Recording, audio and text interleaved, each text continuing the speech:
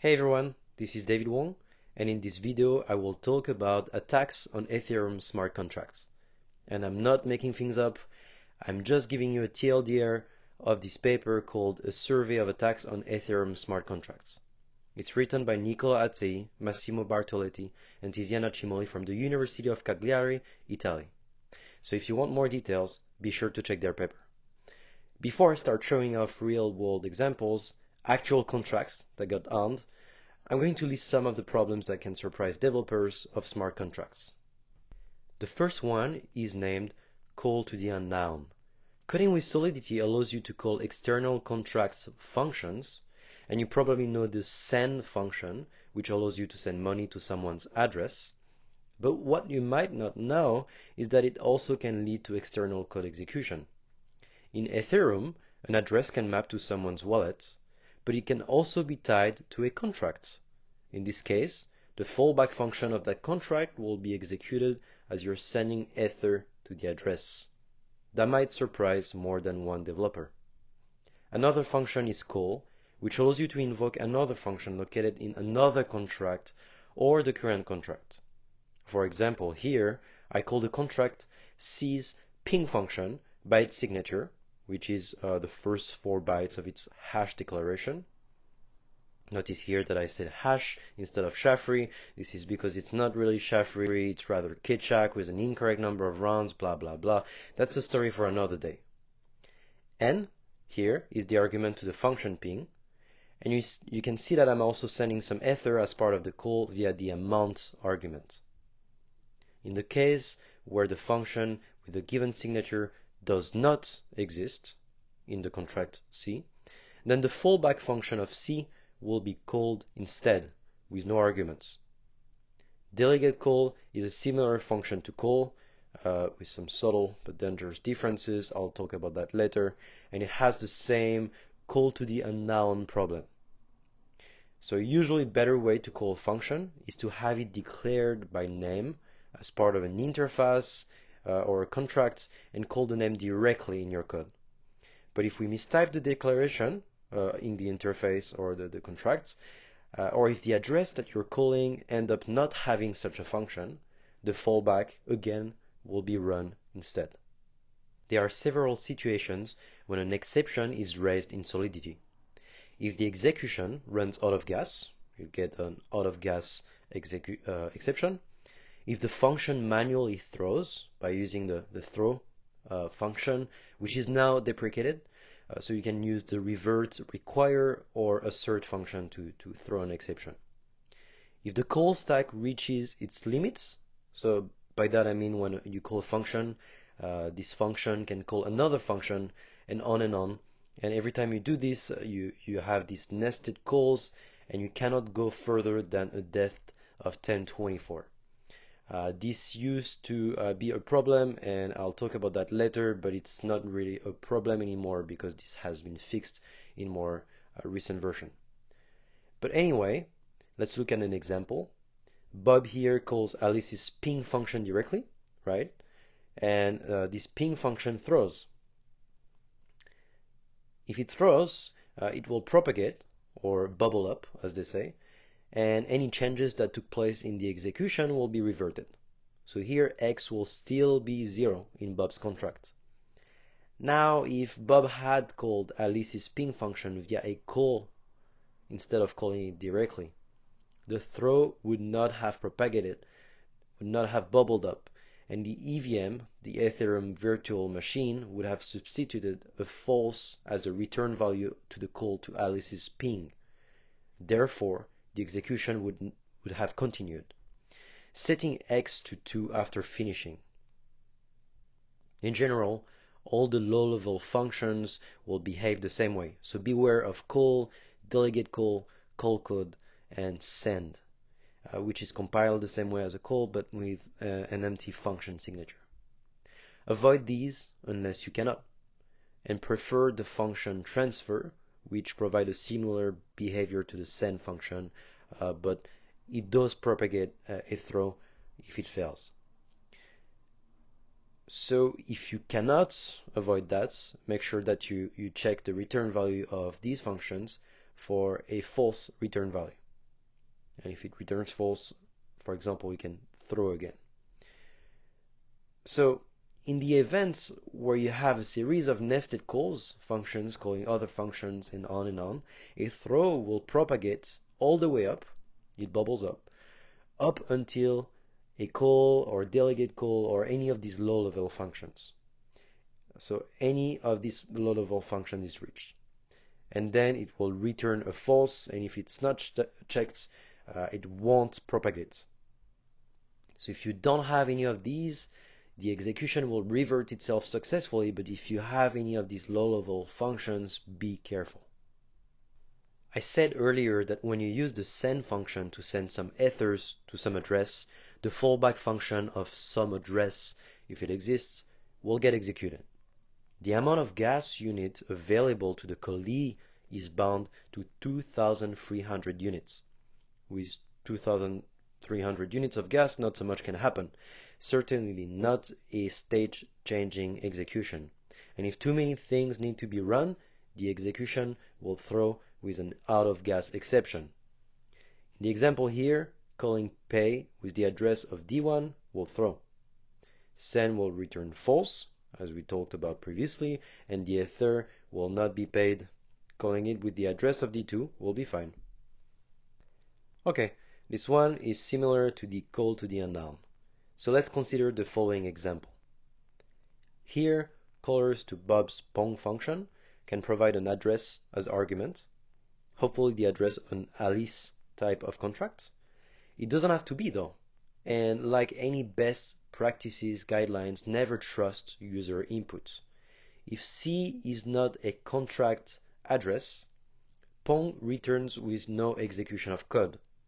If C is the address of any contract, not only a contract of type Alice, that implements a ping function that takes a uint as argument, then the function will get executed, no matter how its behavior differs from the original Alice contract.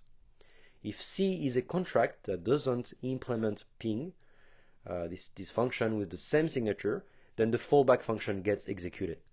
So never trust user input. Let's observe the following contract. Anyone can run the ping function with an address as argument. The ping function will send 2 ethers via a call with no limit on the unit of gas. And once the 2 ethers have been sent, the sent boolean is toggled and the function cannot be called again. Now imagine that an adversary publishes the following malicious contract.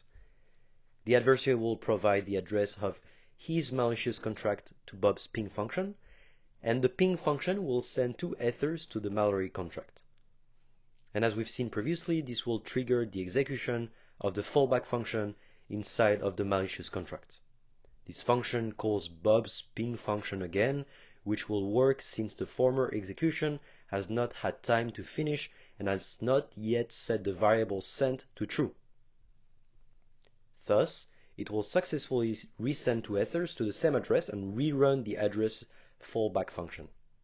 This goes on and on until either the contract Bob goes out of money, or the execution runs out of gas, or the maximum depth of the call stack has been reached.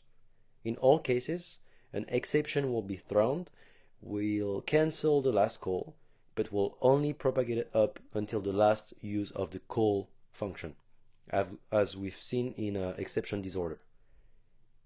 This problem is called re-entrancy, and it has surprised everyone in the Ethereum community and has been quite an annoying problem for legitimate smart contracts. This one is pretty straightforward.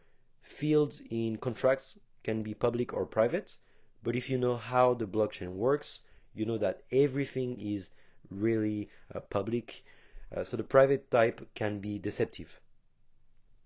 While you can't directly read the value out of the contracts, you can look at the transactions and infer what the private values are from them. Once a contract is in place, it's immutable, meaning that if a bug is found, if a vulnerability is found, it's pretty much the end of that contract. This is what happened to the DAO contract, and we'll talk about that later, where an attacker was able to withdraw ether after ether from the contracts, and the attack only reached a stop when the Ethereum community decided to hard fork the blockchain. Not everyone agreed, and this created two different blockchains, but this is a story for a different video. Since then, a lot of contracts include upgradable components, which goes against the spirit of the contract is the law, but it prevents this kind of immutable vulnerabilities. Most addresses in Ethereum are inexistent, meaning no one controls their private keys and they have no contract associated to them. Sending Ether to these addresses effectively deletes the Ether from Ethereum. Consequently, programmers have to manually ensure that the addresses they provide to transactions are always correct. We've talked about it before. A function calling a function increments the call stack, and the call stack cannot go further than a depth of 1024. When this limit is reached, a further call will throw an exception. This vulnerability allows to induce a targeted call to fail without throwing an exception.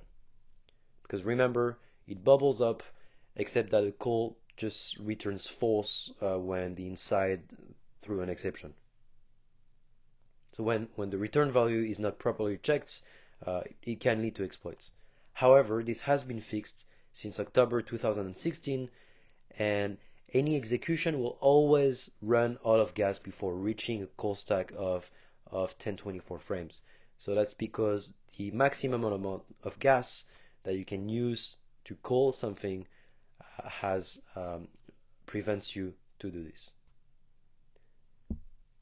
You need to think of a DApp, so distributed application, as an out-of-order protocol, like UDP. So when calling a contract's function, you cannot predict in what states the contract is. This is because miners can selectively reorder transactions inside of a block itself, or even choose not to process some transactions. In some rare cases, a miner spotting your transaction could even choose to craft one of its own before executing yours, in order to modify the state at the last moment. Randomness is a hard problem for Ethereum. No value is really private, and so it is somehow impossible to secretly seed a pseudo-random number generator. On the other hand, while some values might appear kind of random and good candidates to seed a pseudo-random number generators, PRNG, they are not. Timestamps, nonces, block heights are all values that can be relatively influenced or tried again by the miners executing your transactions again and again until they have a value that gives them a good result. As stated previously, miners can choose timestamps with a certain degree of freedom, and contracts should not rely too much on these values. Now that we've seen this range of issues that have been found so far in Ethereum, let's see how they were exploited in practice in order to steal some ethers. The DAO was a contract implementing a crowdfunding platform. It raised around $150 million before being attacked in 2016. An attacker managed to put around $60 million under her control until the hard fork of the blockchain nullified the effects of the transactions involved in the attack. There is more to the story, but I will mostly focus on technical details in this video. So let's take a look at a simplified version of their contract called Simple DAO. Notice that this code is not using the last version of Solidity, so the syntax is a bit old. For example, the donate address should have a payable keyword in order to be able to receive Ether. More detailed contracts made with more recent versions of Solidity are available at this address. At this point, you should probably pause the video to first read and understand the contract, and then we can try to talk about it. So this simple contract allows you or participants to donate ethers to the contract, and then to withdraw their ethers at a later point in time. Here, imagine that an attacker publishes the following malicious contract with 0x354 ... being the address of the published DAO contract. So our attacker can first donate some ethers to Mallory's address via simple DAO's donate function. After that, she can query the fallback function of Mallory, which will attempt to withdraw the ether from the DAO's contract by querying its withdraw function. So here we first use the query credit function to know what amount we can withdraw. Then the first check of withdraw passes correctly since we're withdrawing the right amount, right? But before removing the amount being withdrawn from the account, we're sending the ether. This looks like an okay thing to do until we remember about the call to the unknown problem. When receiving the ether, Mallory's fallback function will get executed, which will pretty much do the same call to the DAO's withdraw function, which will work, since we still have the money on our account, right? Remember, the contract still hasn't subtracted the withdrawn amount. What happens next is that we enter a loop that will continuously send money to the Mallory contract until either the execution runs out of gas, the DAO contract runs out of ether, or the call stack's maximum depth of 1024 is reached, which was something that happened in previous versions but is not supposed to happen anymore. At this point, the execution will throw an exception which will revert back any changes up to the last use of the call function, which will return a false. This is what we talked about as the exception disorder problem, if you remember, and since the contract is not checking the return value of that call, it will not be able to throw. Note that if the attacker is limited by an out-of-gas exception, this can be delayed by sending more gas in the originating transaction. A different attack allows an attacker to steal all the ether from the DAO contract only using 2 calls to the fallback function. Let's take a look at the following malicious contract. The adversary calls the attack function, which donates a small amount of ether, one way, to the DAO contracts, then tries to withdraw it. The same thing will happen again, and the fallback of Mallory 2's contract will be executed, attempting to withdraw the same amount once more. However, this time, the third execution of the attack is stopped by the perform attack bool, which stops the execution correctly. The credit of Mallory 2 can finally be reduced to one way, twice. This means that the malicious contract credit on the DAO contract is now, what? 2 to the 256 minus one way, because of the underflow. To finalize the attack, the attacker can call the getJackpot function to withdraw the full amount of ether the contract possesses. Our second attack is on King of the Ether Throne, a game where players compete to become the king. How do you become the king, you ask? Well, you must pay some ether to the current king, plus a small fee to the contract.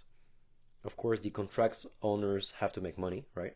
And every time the crown is moved, the price to pay increases, making it less and less affordable to become the king. But if someone becomes the king after you get some money as well. It's a great Ponzi scheme that had a flow, and I'll let you pause the video to appreciate their contract. Whenever the player sends ether to the King of the Ether contract, its fallback function is called. The fallback first checks that the sent ether is enough to buy the title. If not, it throws an exception, reverting the ether transfer. If it's enough, the new compensation is calculated and sent to the current king. Then the king is replaced with the sender. Then a new price to uncrown the new king is calculated. Alright, see the problem here? And again, if you want to pause the video to think about it, let's do it. Alright, here is what an attacker could do. By publishing the following contract, and by using unseat king to get into the king's seat, the adversary can successfully run a denial of service on the targeted contract. Why? Imagine that the Mallory contract is now the king after having paid the required amount of ether, and that Bob comes along and decides to become the king himself.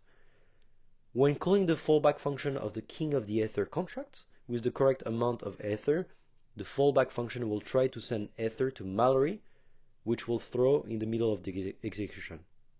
Because of how the send function works, the EVM will replace that throw with a false return value, which will be caught by the contract, and an exception will be thrown again. So they're doing things right? They're checking the return value. But they're throwing again, and they didn't think that the address they're sending money to could be a contract. So this revert the entire effect of the execution, and hence Mallory is still the king and will probably remain the king forever. Odds and Evens is a multiplayer game where two players choose a number, and if the sum is even, the first player wins. If it's odd, you guessed it, the second player wins. An attacker here can wait for the first player to make his play with the play function, which will be stored in the first index of the player's array. Even though the player's array is set as private, which means that there is no getter to simplify reading the value from the contracts, it is still readable by looking at the transactions. The attacker can then choose a winner number when playing his turn and just win. This is an instance of keeping secrets when we realize that nothing is really secret on the blockchain. Let's take a look at Rubixi, another pyramid scheme.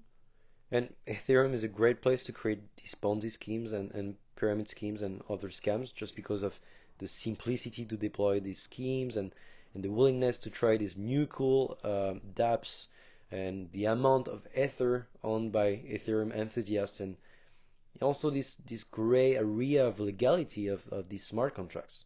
But anyway, Rubixi was previously called Dynamic Pyramid, but the name didn't really make it sound legit, so they changed it to Rubixi. Except that they forgot to rename the constructor to Rubixi, letting anyone call it like a normal function. And I mean, this error is self-explanatory, so I'll let you guess what is wrong here. And if you cannot get it, then just ask in the comments. The Governmental is another Ethereum game where to play, a participant must send a certain amount of Ether to the contract. If no one joins the game for more than 12 hours, the last participant gets all the Ether in the contract, except for a fee kept by the owner. Our first version of the contract would use the following snippet to clear the list of players after a game ended. The problem here is that the bytecode generated by this Solidity code would clear each location of the array one by one. At some point, the list of participants grew so large that the amount of gas needed to complete the execution of this code was over the maximum amount of gas allowed for a transaction.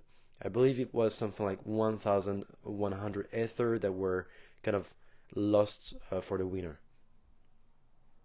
Now, let's look at another approach that does not have this problem, since it only keeps the last investor and doesn't keep a list of all the investors. And I'll leave you a few seconds so that you can read the contract. Alright, so the first attack profits the owner of the contract. So once a player has won, because of no one investing in the next 12 hours after he played, the player can theoretically claim his jackpot with the reset investment function of the contract. Unless a malicious owner decides to call this function first and to make it fail somehow. First, the attacker will publish the following contract. The attacker can then call the only function of the contract with the address of the governmental contract and a count of 0. The attack function will call itself recursively 1023 times, and finally call the reset investment function of the governmental contract. This will be the execution's 1024th nested call. If the stack size limit vulnerability still worked, which it does not, but let's theoretically talk about it, any other call would either throw or return false. They would return false for low-level functions like send, call, delegate call, and call code. And what a coincidence, the reset investment itself has two such calls. One to send the jackpot to the last investor and one to send the rest to the owner. Both of these calls will fail and return false, which are not checked for here. Thus, the game will be reset and no Ether will be distributed, neither to the winner nor to the owner, and it will leave it for the contract, which the owner can withdraw with another function. Okay, the second attack is more convoluted, but theoretically possible if the attacker were to be a miner with a bit of luck. So imagine that almost 12 hours have passed since the last investment, and right before the end, a transaction is made to invest, prolonging once more the governmental game. If the attacker is the one mining the block in which the transaction will be executed and recorded, he can simply place his own transaction and refuse to include the transaction of others, the participation of others. Or he could include the others, but reorder them so that his one hits the game first, increasing the price and making the other transactions fail. This attack is leveraging what we call the unpredictable state of the distributed blockchain. Alright, last attack, the third attack, also takes a miner who realizes that there is 1 minute left for him to win, and is the last investor and nobody else has invested. Unfortunately, a lot of other players see the opportunity and start playing. In a moment of luck, or due to some computational advantage, the attacker mines a block, and thanks to the time constraints vulnerability, which gives the miner some room to set the new block's timestamp, the newly mined block is set to a timestamp 1 minute in the past, invalidating any attempts to join the game. The miner is the last man to stand and wins the jackpot. Our last attack is a fictive one. Imagine the following library that defines a set of useful functions on a map. We can see the storage keyword used to pass the argument as a reference.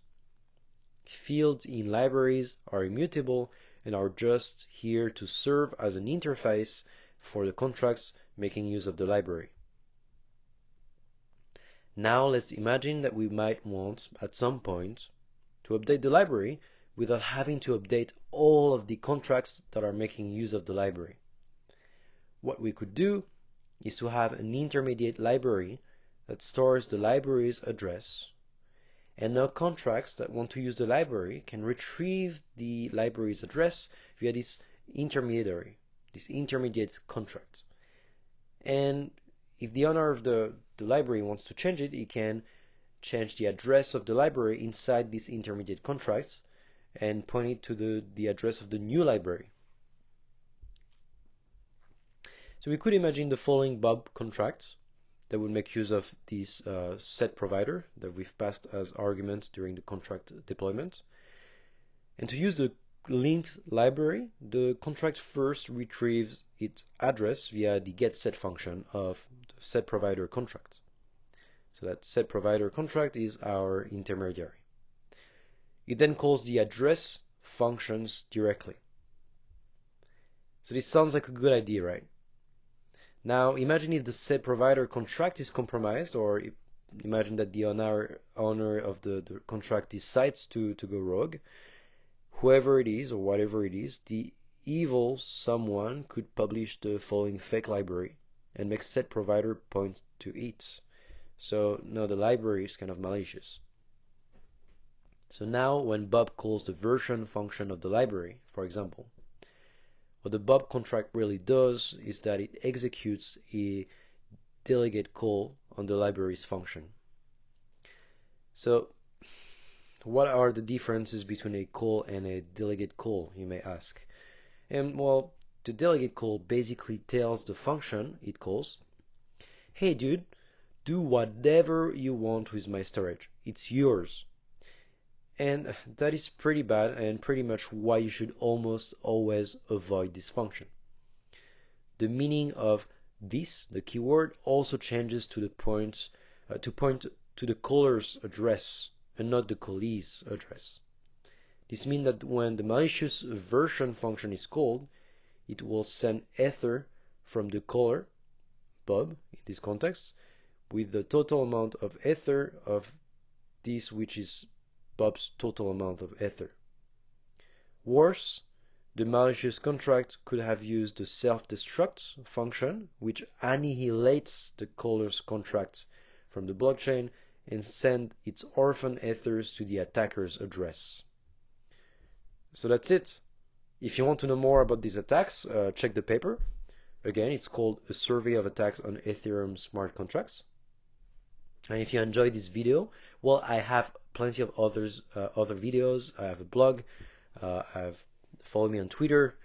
Be sure to check all that out. And if you have any questions, use the comment section. Cheers.